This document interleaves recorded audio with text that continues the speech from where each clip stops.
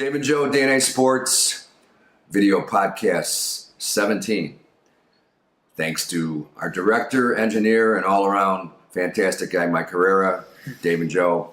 We're going to talk about what's happening in the news, in baseball, and obviously the biggest story is Cleveland Indians' 21-game winning streak. Well, first of all, just to mention, if you're getting random comments on YouTube, anybody watching this on YouTube about some no Baskarin secret stuff, it's most likely a scam. Don't click it. Just leave it be. Just throwing that out there. People are invading our comments with that nonsense. So, all right, go ahead. Yeah, ditto with that. Cleveland Indians 21-game streak set an all-time American League record, and I think it's tied with the 1935 Cubs. And it's an amazing streak. I watch a lot of the Cleveland games, and boy, they're doing it all the right way. Starting with the best manager in baseball. He manages the bullpen really, really well.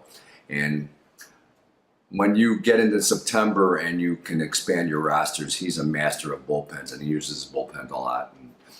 And Andrew Miller isn't even pitching, and he's arguably the best reliever in the game because he's so versatile. And he's not even pitching. He's got a right knee injury, tendonitis, severe tendonitis, whatever. So it's really fun to watch. And Jason Kipnis, who's actually going to be switched to center field, and he played center field for me in American Legion. I switched him there because I thought he was not a good second baseman or not a good shortstop. And I said, So why do you think he's been playing second base though for a while? Well, Cleveland switched him there. You know, when he got drafted. I mean, he did pretty good at second for a while, right? Well, yeah, he was average. He's definitely a hitting second. He was average, but when he was at Arizona State, he was Pac-10 player, Pac-10, Pac-12 player of the year in center field, and he was really good. And I saw a lot of his games there, and he covered a lot of ground. He's got some hamstring issues right now, and but he was really fast, and hopefully he'll be able to regain that speed. I think he's, I'm deviating from this, but I think he's going to too much of a heavy lifting, muscle man program, power lifting, and he should work on speed and flexibility and strength at the same time. Yeah, I think he should have a combination of both because, when you get too strong and too big and you lose your flexibility. What's the first thing that goes? Yeah, well, I'm like, what's the point? What's the most important thing to lifting when you play a sport? It's being athletic, so you don't want to lose your athletic ability for a couple extra muscles. Right. You want to be strong and athletic. That's the point. Right, and you want to be able to run down balls. I'm sure he does a lot of anaerobic training. Yeah, and he's probably got the best trainers around. Yeah, I mean, he can afford it. So he's a really good center fielder, and I'm sure he works on bursts through that training. But he looks a little tight. Looks a little too muscular. And I know when I was at St. Ignatius here in Chicago, one of the players got drafted, Mark D'Alessandro, by the California Angels. And the first thing they told him is stop the powerlifting. We want you to be as flexible and as loose as possible because that's what baseball's all about. So he stopped. A lot of guys, when they're in high school, they have to lift to get stronger. But once they reach that full maturation point, they shouldn't lift anymore. Anyway, getting back to the Indians. They're just... they made an error today. It's the first time their infield made an error since like August 30th. And it was a second string guy. It was I think the guy's name is Diaz at third base, and he just overthrew the first baseman. But they got two outstanding defensive catchers. They got a great pitching staff. Corey Kluber's the best pitcher in the American League. Sorry, Chris Sale fans. Carrasco's really good. Salazar has been switched to the bullpen because he's got elbow issues. But so why are they winning though? Are they winning just because they're all really good, or do you think they got good team chemistry? It's like the perfect storm of everything. The best manager, clutch hitting, great defense, great pitching. Yeah. So right now they're tied with... And Brantley's out too. So you get all these guys out. And Miller, Brantley, Kipnis. Yeah. And now Bradley Zimmer, their center fielder that they platooned, he's out with a broken hand, but that's why Kipnis wants to have a shot at center field and that would be an upgrade because he's obviously a really good major league hitter. Yeah. So they're the odds-on favorite to So they're tied at 21 to with win the the American League pennant. 1935 Cubs, they're tied at 21. Yeah. But I was reading here the actual record is 1916. It's like the New York Giants have 26 straight wins. Yeah, they had a tie in there. Yeah, that would be. That'd be amazing. They're playing Kansas City over the weekend. Yeah, they play Kansas City tomorrow, don't they? Yes. So who went? Do you think they choke? I don't think you can call it a joke. I think. Who knows? I think the do you odds. think they choked in the World Series last year? No, because they lost 3 of their starting pitchers. They didn't have any. They didn't have a starting pitchers left. I think their second best pitcher was Trevor Bauer, who's now got 15 wins. Yeah. But they lost that game 3-2 when he pitched at Wrigley Field when they could have clinched it. And Yeah. they didn't choke. They just didn't have enough. And Kipnis hurt himself in the celebration of the American League pennant. He stepped on somebody's foot, so he was playing with a bad ankle. He toughed Those it out. celebrations are dangerous. Yeah, I know. I definitely know. Speaking personally, when the White Sox won the 2005 World Series, after they beat the Red Sox to win it, and that bases loaded situation in 6th inning when El Duque got out of it, I was so happy I jumped up and stepped on somebody's foot. And then I was out for a couple months, and I just toughed it out through the whole celebration. Oh, does this hurt? But whatever. Yeah, the celebrations can really bother you. That guy. My buddy had to go get a tetanus shot. He got cleated so bad after one of our walk-off celebrations. Yeah. And then, that guy Kendrys Morales, he got signed out of Cuba with the Angels, and he hit a home run, and he stepped on home plate. Did he break his leg? And he broke his leg, and it basically ruined his career. I mean, he could have been a lot better. I mean, he's had a competent major league career, but yeah. Home run celebrations are tough. Yeah. Or team celebration. Yeah. We were charging the field the game to go to our conference championship when I was a senior, and I was sprinting after my pitcher, our ace, who hit the walk-off, because I was trying to get him to safety. Bad. No, I was screaming. I was so scared because I knew we still had another game to play. And I was screaming, "Where's Marion? Where's he at?" And I get tackled out of nowhere by my friend. They're like, "He's all right. We're celebrate." And I'm like, "No, he's not all right because we need him.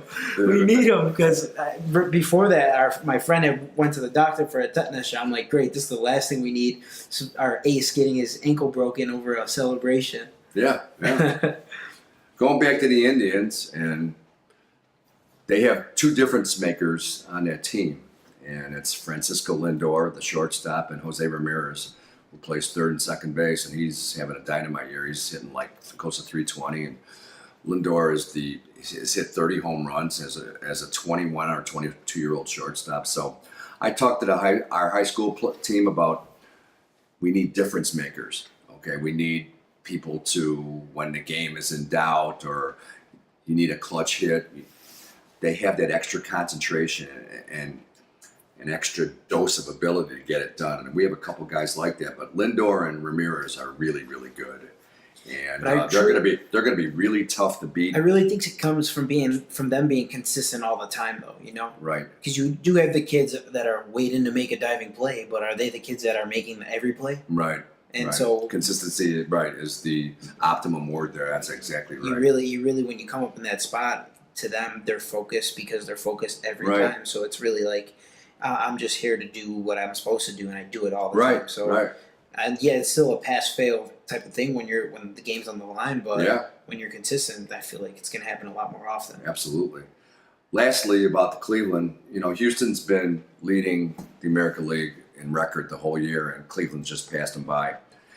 And Houston picked up Verlander, so it'll be really interesting if those 2 teams play. But given the superiority of Cleveland's pitching staff, they're going to be really tough to beat. Yeah. And Houston's young, right? Is that right? Houston's pretty young as a team. Yeah. And they got difference makers too. They got Carlos Correa at shortstop, who's just back, and Jose Altuve, who's amazing player. 5'4", 5'5", and he's hit close to 30 home runs. He's hitting steals bases, hitting close to 330, I think. And they got a bunch of talent up and down that lineup too. But their pitching is like Verlander, Keuchel, and McCullers.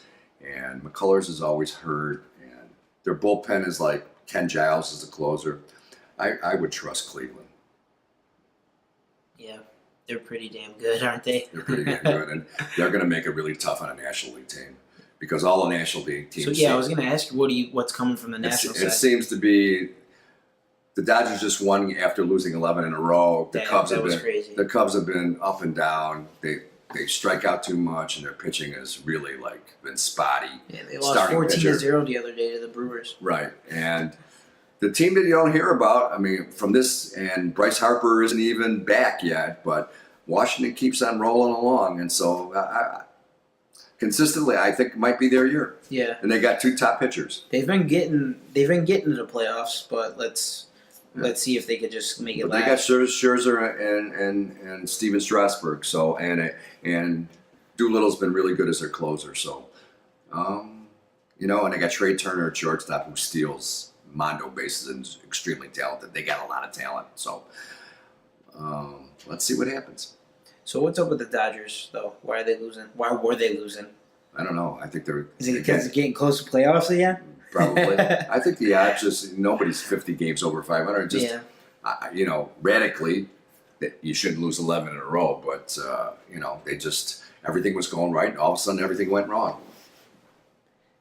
What about 162 though? This is my last question for you. How do you feel about that many games in a season? It used to be 154 back when there was only 8 teams. I don't really care. You don't care? No, but I think it should. I think, you know, in cold weather cities, it should start like April 15th and end, you know, before October starts. So, but the owners won't go for it. There used to be double headers all the time, and so you could get all those games in. But yeah, people bitch about that too because, you know, it's taxing on our pitchers, people in the business.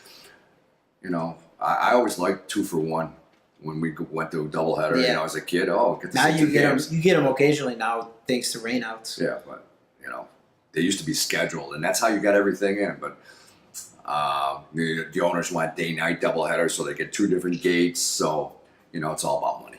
Yeah.